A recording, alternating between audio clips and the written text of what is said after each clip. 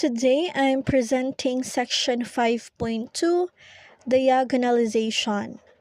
The big idea in this section is that some matrices can be rewritten as A equals P times D times P inverse, where D is a diagonal matrix. That sounds like a small algebraic trick, but it turns out to be one of the most useful tools in linear algebra. It makes computing powers of a matrix almost effortless, and it shows up constantly when solving systems of differential equations. So before we get into the mechanics, ask yourselves, why would anyone want to rewrite a matrix at all? So by the end of this, that question should answer itself. So what does it mean to diagonalize? So we say matrix A is diagonalizable if we can write A equal to P times D times P inverse, where P is invertible and D is diagonal. This idea builds directly on similarity.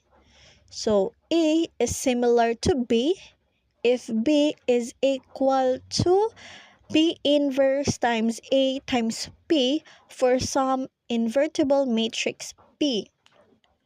So diagonalizability is really just a special case of similarity. So it's asking whether A is similar to some diagonal matrix D. If it is, then P and D aren't arbitrary. The columns of P are the eigenvectors of A, and the diagonal entries of D are the corresponding eigenvalues, lined up in the same order. So P must be invertible. Its columns need to be linearly independent. D being diagonal is the whole point. Diagonal matrices are easy to work with. So why do we care about getting a diagonal matrix out of this? So let's look at the next slide. So why bother? Here's the motivating example. Suppose we need A squared. Normally, that's a full matrix multiplication, right? But if A is equal to P times D times P inverse, watch what happens. So we have here A squared, and that is equal to the quantity of P times D times P inverse times the quantity of P times D times P inverse. So the middle P inverse times P cancels to the identity. So leaving P times D squared times P inverse. So we also have the A cube. So the pattern keeps going. So A cube is equal to P times D cube times P inverse. And in general, A to the K is P times D raised to K times the P inverse for any positive whole number K. So what's the key point in this section? So raising a diagonal matrix to a power is trivial. You just raise each diagonal entry to that power. So no repeated matrix multiplication needed. So this matters most when we need A raised to K for a large K, or symbolically for an arbitrary K, which comes up directly when solving systems of differential equations. So next we have here eigenvectors build P and eigenvalues build D. So this is the theorem that makes the whole method work. And N times n matrix A is diagonalizable if and only if it has a linear independent eigenvectors. If that holds, here's exactly how to build the factorization. Take the eigenvectors v sub 1 through v sub n and make them the columns of P. Take their corresponding eigenvalues and put them down the vectors of D in the same order as their eigenvectors in P. So the order does matters.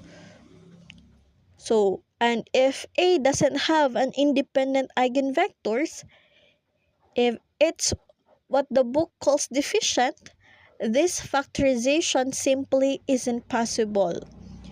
We'll see a concrete example of that failure in a few slides. So, verifying that A is the diagonalizability. So here, we're handed a candidate P, and P inverse already computed for us. So our job is to multiply P inverse times the product of AP, and it is one step at a time, and see whether the result is diagonal. So let's do it in 2 stages so nothing gets skipped. First, we have A times P. Then we'll multiply it to the P inverse. Okay, for step 1, compute A times P. So take A and multiply it into each column of P separately. The first column of P is 1, -1, 0.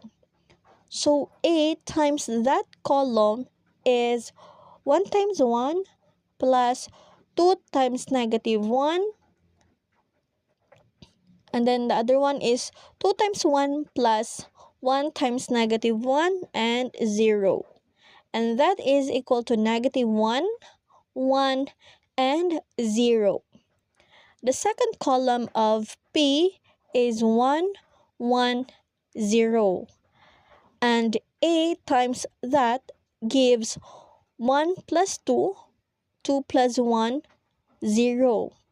And that is equal to 3, 3, and 0. And for the third column, we have here 0, 0, 1. And A times that is equal to 0, 0, and -3. So putting those results side by side, it gives A times P equal to -1, 3, 0, 1, 3, 0, and 0, 0, -3. For step number 2, multiply by P inverse. Now take P inverse and multiply it into AP, row by row. So row 1 of P inverse is 1/2, -1/2, 0. That means that with the first column of AP, which is -1, 1, 0. So 1/2 times -1 plus -1/2 times 1, that is equal to -1. Next, the second column, we have 3, 3, and 0. So again, multiply it to the AP, we have 1/2 times 3 plus -1/2 times 3, and that is equal to 0. With the third column, it gives 0. So row 1 of the product is -1, 0, 0. The same process on row 2, 1/2, 1/2, 0 gives 0, 3, 0. And then for row 3 of P inverse, we is 0, 0, 1. So the third row of AP, that's 0, 0, -3. So at A times the first column of P, that's 1, negative 1, 0, should equal to negative 1 times the same vector. And it does. Since that's exactly what an eigenvector equation says. Okay, finding the eigenvalues and eigenvectors. So this example builds the whole factorization from scratch. So let's work through every linear system by hand. So A is lower triangular. Everything above the diagonal is 0. And for a triangular matrix, the eigenvalues are simply the diagonal entries. So without any determinant work at all, lambda sub 1 is equal to 1, lambda sub 2 is equal to negative 2, and lambda sub 3 is equal to 2. For lambda sub 1 is equal to 1, so which zeroes out the diagonal. So you have there the 0, 0, 0, 6, negative 2, 0, 7, negative 4, and 1.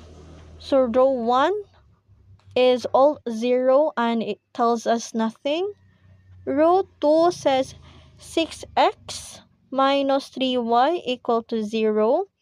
So that is equal to y. So that means y is equal to y is equal to 2x. For row 3, it says 7x minus 4y plus z equal to 0. Substitute the value of y, which is equal to 2x. So it gives the value of z equal to x. So the solution set is x, 2x, and x. So for any x, taking x is equal to 1, so it gives the eigenvector v sub 1 equal to 1, 2, and 1. For lambda sub 2 equal to negative 2, so row 1 says 3x equal to 0, therefore x is equal to 0. Row 2, we have here 6x equal to 0. So automatically satisfied. And then row 3 says 7x minus 4y plus 4z with x equal to 0. So that becomes negative 4y plus 4z equal to 0. Therefore, the value of y is equal to z. So the solution is 0, y, and y. So substitute the value of y, which is 1. It gives v sub 2 equal to 0, 1, 1, and 1. Next, we have here negative 1, 0, 0, 6, negative 4, 0, 7, negative 4, and 0. So row 1 says negative x equal to 0. So for the value of x, we have 0. For row 2, it says negative 4y equal to 0. So y is equal to 0. The variable z never appears in an equation. So it's completely free. So taking z equal to 1, it gives v sub 3 equal to 0, 0, and 1. So each system left exactly one free variable, so which is what we'd expect since each eigenvalue here has algebraic multiplicity 1. So setting that free variable to 1 just picks one convenient representative eigenvector out of the whole line of solution. So next example, assembling D and P, then verifying. So now place the eigenvalues down the diagonal of D. and the matching eigenvectors as the columns of P in the same order. D is equal to the diagonal 1, negative 2, and 2, and P is equal to row 1 we have 1 0 0, row 2 2 1 0, and then for row 3 we have 1 1 1. So with V sub 1, V sub 2, V sub 3 as its 3 columns. So verifying without an inverse, so rather than compute the P inverse, which takes an extra effort, we checked P times D equal to AP instead. So if that holds, multiplying both sides on the left by P inverse tells us that D is equal to P inverse times AP, which is exactly what we want. So shortcut na to siya. So for P times D, scale each column of P by its matching diagonal entry of D. So column 1 stays as is, multiplied by 1. So giving 1 to 1. For column 2 gets multiplied by negative 2, giving 0, negative 2, negative 2. And then for column 3 gets multiplied by 2, so giving 0, 0, and 2. That gives PD is equal to 1, 0, 0. Second row 2, negative 2, 0, and then for the third row 1, negative 2, and 2. So for AP, multiply A into each column of P the same way we did back in example number 1. So working through that multiplication column by column gives exactly the same matrix. 1 0 0, 2 negative 2 0, and then 1 negative 2 2. So what's the conclusion? So the two results match exactly. So column for column, so P times D is equal to PAP. So meaning D is equal to P inverse times A times P. And our P and D do diagonalize A. Okay, another example. So when diagonalization fails. So this is probably the most important example in the whole section because it shows both a success and a failure that come from matrices with the exact same values.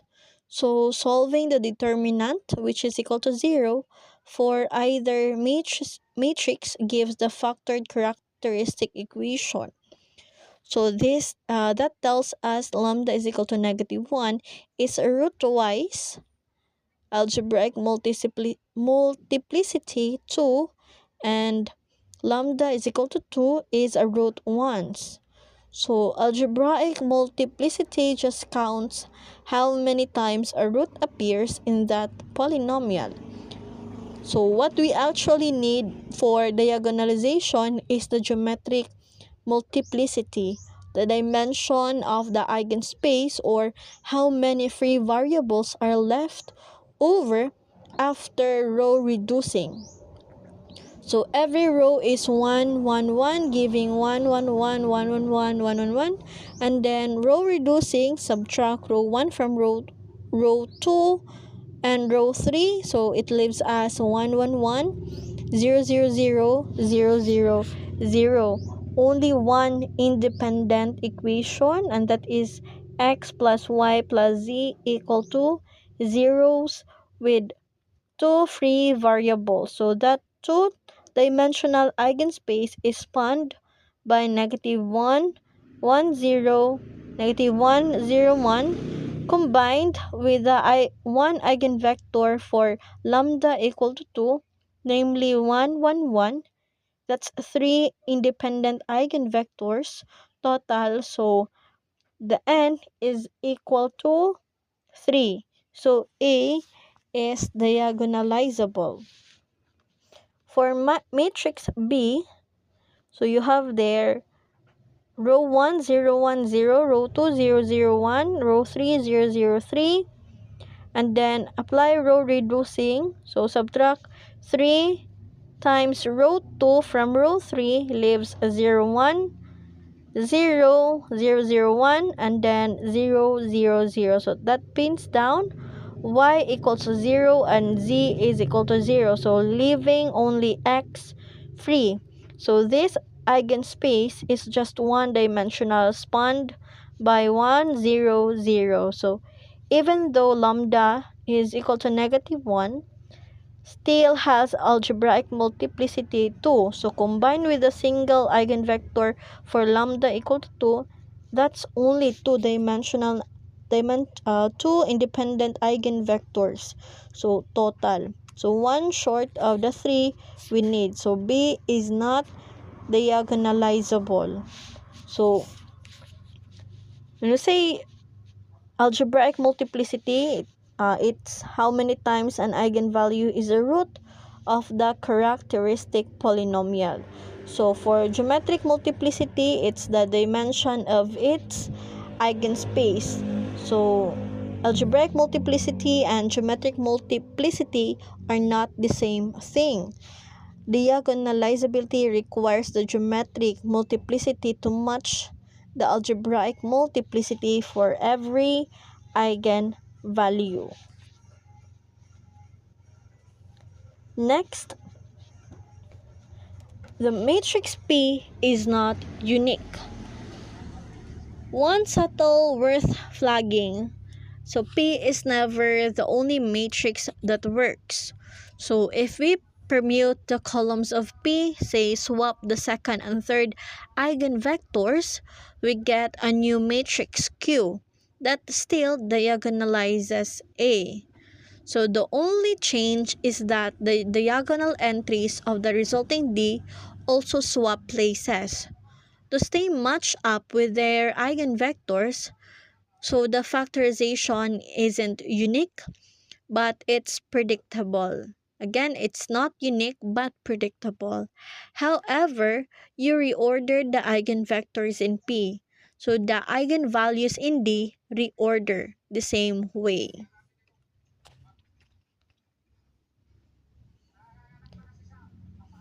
Okay, next, distinct eigenvalues are enough.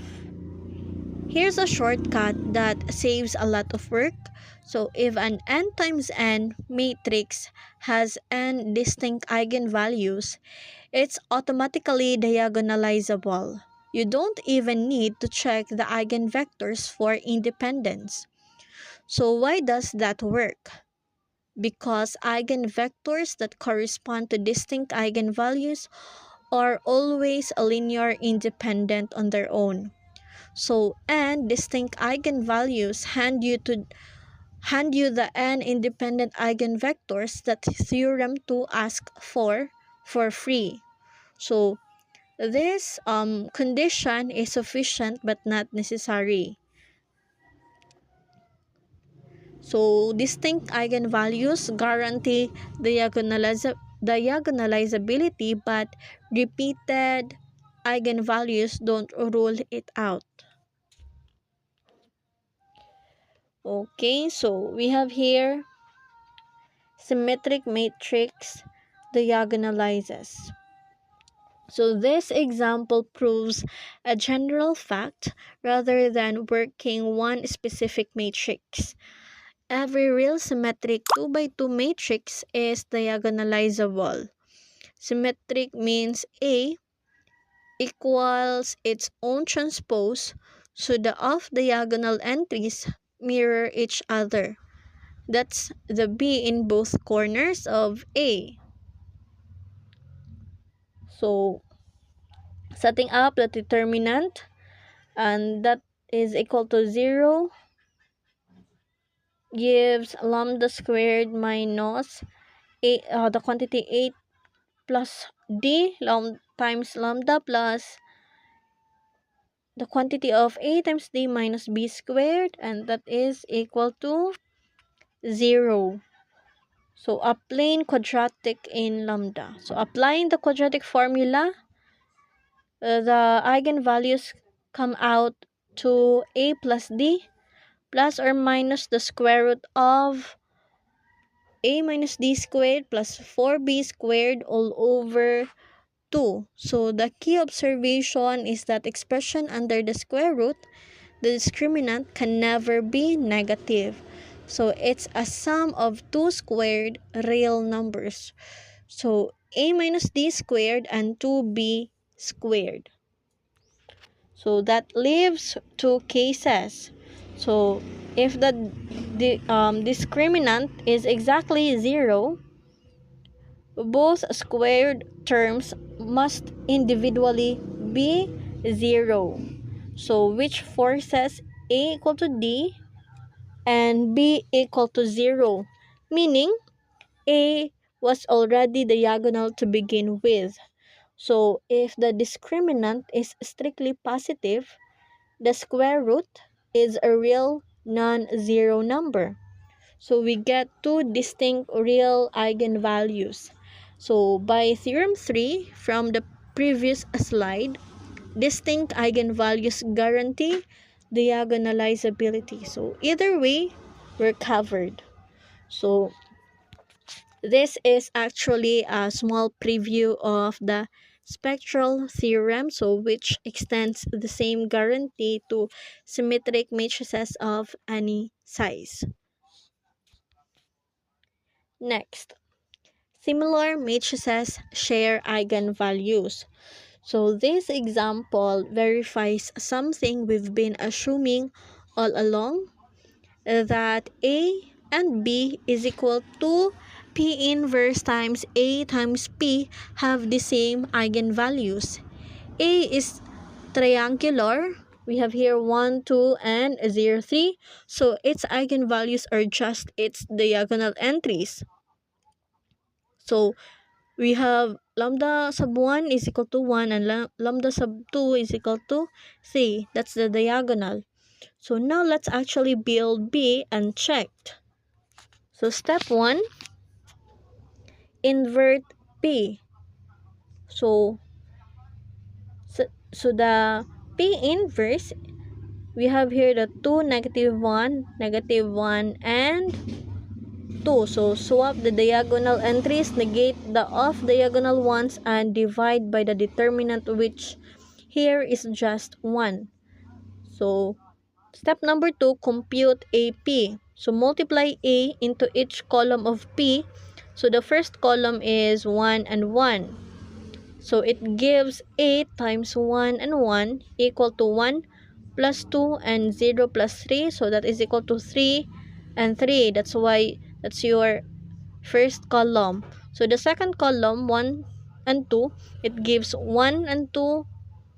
So gives 8 times 1 and 2. So that is equal to 1 plus 4 and 0 plus 6. Simplify, we have 5 and 6. That's your second column. So AP is equal to 3. Row 1 is 3 and 5. Row 2 is 3 and 6. For the last step, step 3, multiply the P inverse and the product of AP. So to get the value of B, that is equal to 3, 4. That's for row 1. And then for row 2, 0 and 1. So B is triangular too. So its eigenvalues are its diagonal entries. So 3 and 1, the exact set, same set, 1 and 3 as A. So that's not a coincidence. So similar matrices always have identical characteristic equations. So A and B always always share the same eigenvalues with the same multiplicities. Okay, next, diagonalizable linear operators.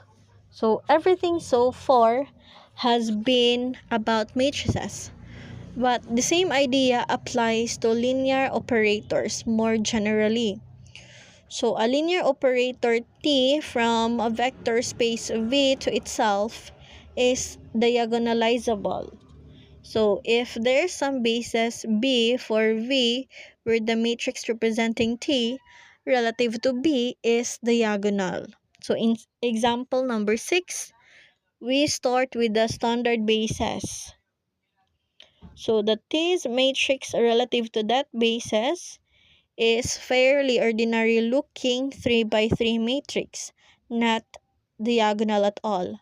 To diagonalize it, we do exactly what we did in the previous example.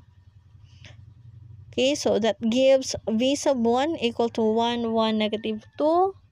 V sub 2, we have the triple 1. And then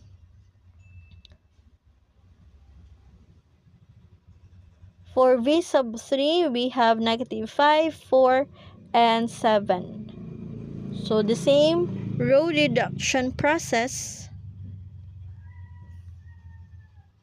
Next, stack those 3 eigenvectors as the columns of a new matrix P.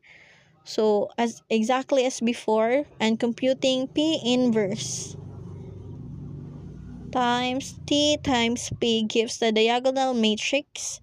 You have here negative 2, 4, and 1.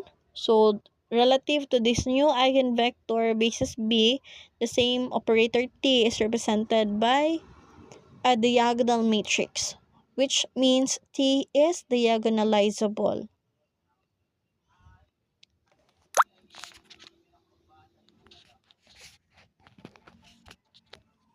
Okay, so what are our takeaways today's lesson?